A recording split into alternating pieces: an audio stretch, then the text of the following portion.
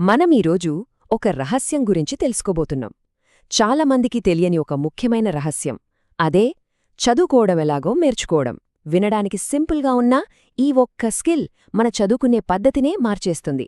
రండి, ఆ ప్రయాణాన్ని ఇప్పుడే మొదలుపెడదాం. ఈ అనుభవం మనలో చాలామందికి ఉంటుంది కదూ. రాత్రంతా కష్టపడి చదువుతాం, అంతా బాగానే గుర్తున్నట్టనిపిస్తుంది. కాని పొద్దున్నే లేచేసరికి మైండ్ మొత్తం బ్లాంక్. అసలు నిన్న ఏం చదివామో కూడా గుర్తురాదు. చాలా నిరాశగా అనిపిస్తుంది కదా ఆ టైంలో. అయితే ఇక్కడొక విషయం మనం అర్థం చేసుకోవాలి. సమస్య మనలో లేదు, మన తెలివిలోగాని మన జ్ఞాపకశక్తిలోగాని ఎలాంటి లోపం లేదు. సమస్య అంతా మనం చదువుకోవడానికి వాడుతున్న పద్ధతిలో ఉంది. మన టెక్నిక్లో ఒక చిన్న పొరపాటు జరుగుతోంది. దాన్ని సరిచేసుకుంటే చాలు, అంతా సెట్ అయిపోతుంది. సరే, ముందుగా మనం సాధారణంగా చేసే తప్పులేంటో ఒకసారి చూద్దాం. ఎందుకంటే తప్పు ఎక్కడ జరుగుతుందో తెలిస్తేనే కదా దాన్ని సరిదిద్దుకునే మార్గం కూడా దొరికేది.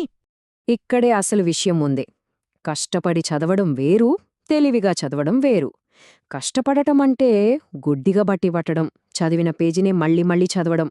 కాని తెలివిగా చదవడమంటే విషయాలను అర్థం చేసుకోవడం, వాటి మధ్య ఉన్న లింక్స్ ఏంటో తెలుసుకోవడం, ఇంకా ముఖ్యంగా పుస్తకం చూడకుండా చదివింది గుర్తుకు తెచ్చుకోవడం.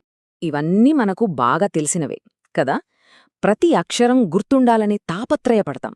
ఒక పేజీ అర్థం కాకపోతే దాన్నే పదే పదే తిరిగేస్తూ ఉంటాం.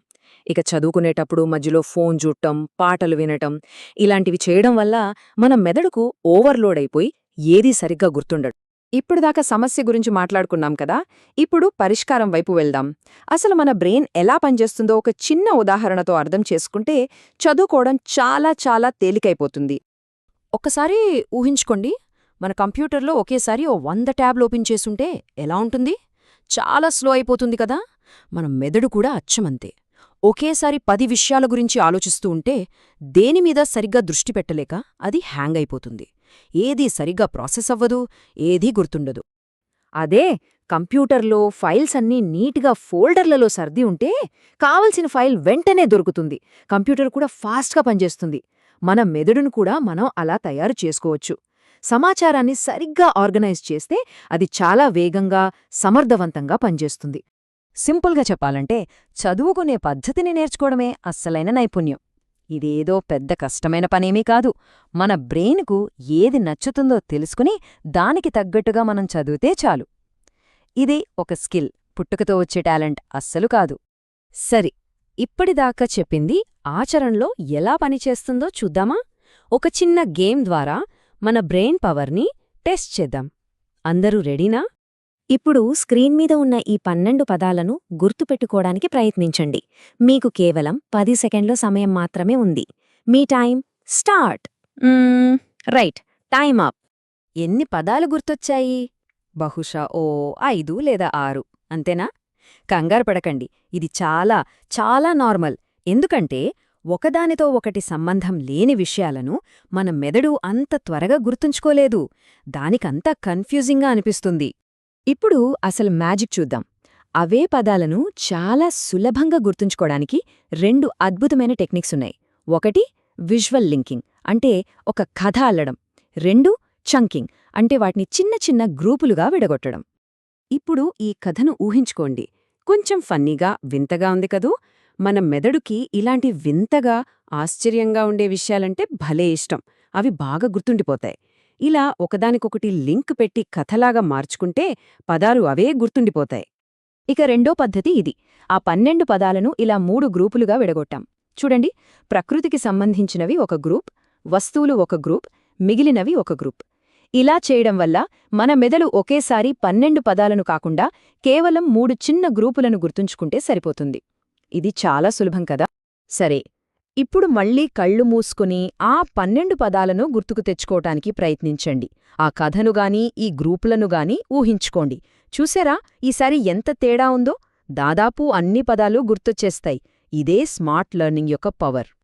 మనమిప్పుడు ఆడింది చిన్న గేమే కావచ్చు, కాని దీని వెనుక ఉన్న సూత్రం చాలా శక్తివంతమైనది. ఈ టెక్నిక్ను కేవలం పదాలకే కాదు, కష్టంగా అనిపించే ఫిజిక్స్ ఫార్ములాలకైనా, హిస్టరీ తేదీలకైనా, దేనికైనా మనం అప్లై చేసుకోవచ్చు. నిజం చెప్పాలంటే నేర్చుకోవడం ఎలాగో నేర్చుకోవడం అనేది అన్ని స్కిల్స్ కన్నా ముఖ్యమైన స్కిల్. ఎందుకంటే ఇదొక్కటి మనకు వస్తే ప్రపంచంలో ఏదైనా నేర్చుకోవచ్చు. ఇది అన్ని తలుపులను తెరిచే ఒక మాస్టర్ కీ లాంటిది. ఈ స్కిల్ నేర్చుకోవటం వల్ల మన జ్ఞాపకశక్తి పెరుగుతుంది, విషయాలు వేగంగా అర్థమవుతాయి. అన్నిటికంటే ముఖ్యంగా ఏ సబ్జెక్టైనా నేను చదవగలను అనే ధైర్యం వస్తుంది. ఇది కేవలం పరీక్షలకే కాదు, మన కెరియర్కు, మన జీవితానికి కూడా ఒక బలమైన పునాది వేస్తుంది. కాబట్టి మనం గుర్తుంచుకోవాల్సిన కీలకమైన విషయం ఇదే: గుడ్డిగా బట్టి పట్టడం కంటే విషయాల మధ్య సంబంధాలను, లింకులను ఏర్పరచడం చాలా ఉత్తమం. గందరగోళంగా చదవడం కంటే ఒక పద్ధతి ప్రకారం, ఒక స్ట్రక్చర్తో చదవడం ఎప్పుడూ మంచిదే. ఇది కేవలం ఆరంభం మాత్రమే. రాబోయే భాగాలలో మన మెదడు గురించి ఇంకా లోతుగా తెలుసుకుంటాం. ఫోకస్ ఎలా పెంచుకోవాలి, టైం ఎలా మేనేజ్ చేయాలి, ఇంకా ఎన్నో పవర్ఫుల్ మెమరీ టెక్నిక్స్ గురించి చర్చిస్తాం. ఒక్క విషయం మాత్రం బలంగా గుర్తుంచుకోండి: చదువులో వెనుకబడటానికి కారణం మనలో ఏదో లోపముందని కాదు, మనకు సరైన పద్ధతి తెలియలేదంతే. ఇది అచ్చం సైకిల్ తొక్కడం లాంటిది. కరెక్ట్ పద్ధతి తెలిస్తే ఎవరైనా సరే సులభంగా నేర్చుకోవచ్చు. కాబట్టి పాత పద్ధతులను పక్కన పెట్టి తెలివిగా నేర్చుకునే ఈ కొత్త ప్రయాణాన్ని ప్రారంభించే సమయం వచ్చింది. ప్రతి ఒక్కరిలో అద్భుతమైన సామర్థ్యముంటుంది. దాన్ని సరైన పద్ధతితో బయటకు తీసుకురావటమే మనందరి లక్ష్యం.